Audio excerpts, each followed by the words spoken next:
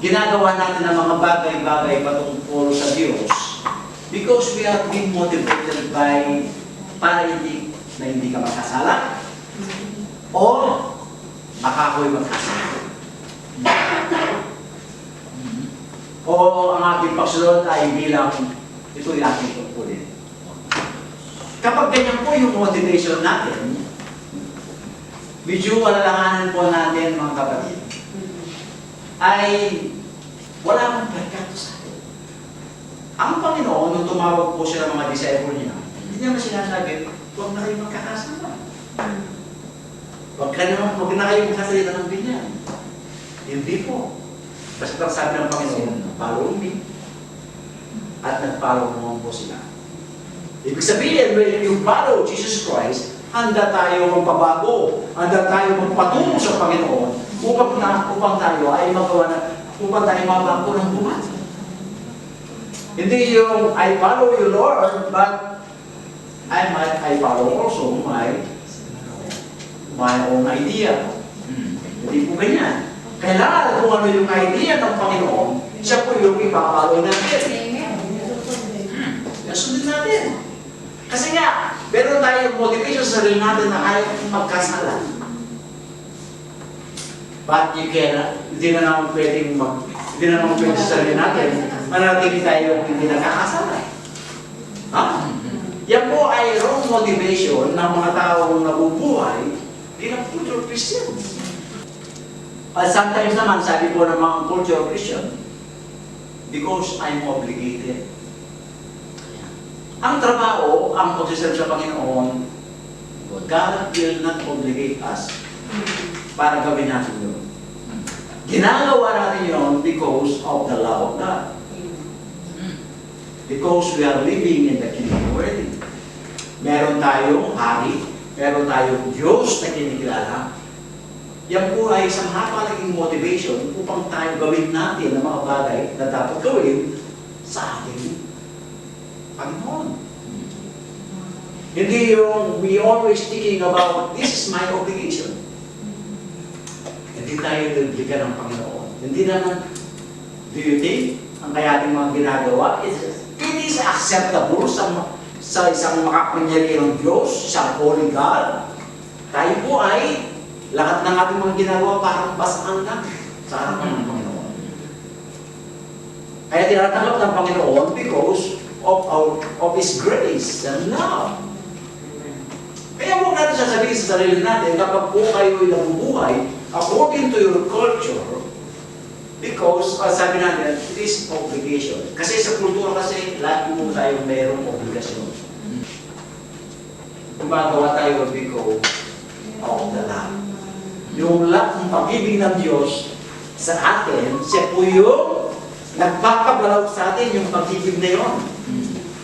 Kasi yung pag-ibig na binigay sa atin ng Panginoon, siya po yung bubuhay sa atin upang gawin natin ang mga bagay para sa Diyos. Kaya pagpunta natin dito, because of love of God. Hindi po yung kahit sabihin natin mahal natin ang Diyos. Mahal po ang Diyos, pero hindi. Ang Diyos ang nagmahal sa iyo. Dahil sa pagmamahal na yun, kaya tayo nandito. Kasi parang inigitan mo ang pag-ibig ng Panginoon. Amen? Amen. We kept going to church every Sunday, serving and attending Bible study, but our heart was not in it. Ibig sabihin, kung we keep attending in the church, Bible study, but your heart ay malayo. Eh, paano na tayo culture Christian tayo? Kapag ginagawa natin yan, every Sunday, every day, meron tayo mga gawain. No? And then wala sa puso mo yun. Ano you are culture Christian? Kasi yung kultura kasi, obligasyon eh. Obligasyon. Maganda na po, obligasyon yun. Makinig ka mga mensahe ng Word of God dahil obligasyon yun. Makinig ako. Dapat gawin ko yun. Parang nagiging tradition na lang. Parang magiging life cycle na lang yun sa buhay mo. Diba? Hindi po ganyan. Pag pumunta tayo dito, dahil po, we are motivated by the love of God. Kaya nasiserve natin ng Panginoon because of that love. Pero kung wala yung pag-ibig ng Diyos, hindi na, wala namang taong gagawa ng ganyan every Sunday. Sometimes we felt motivated by duty. Parang motivated by duty tayo. Kasi kapag ganyan po yung mindset natin, it is my duty, it is my... Actually, yan po yan, nawawala yung motivation na nanggaling sa Espiritu. No? Dapat lagi kong higit yung conviction ng Espiritu sa atin. Hindi yung we are motivated by our duty. Hindi. Dapat mag-depende tayo sa sinasabi ng Banal Espiritu. Susunod tayo dahil sinabi niya. Hindi yung sarili mo, gawin ko. Eh pagkatapos pag nagsawa ka, wala na.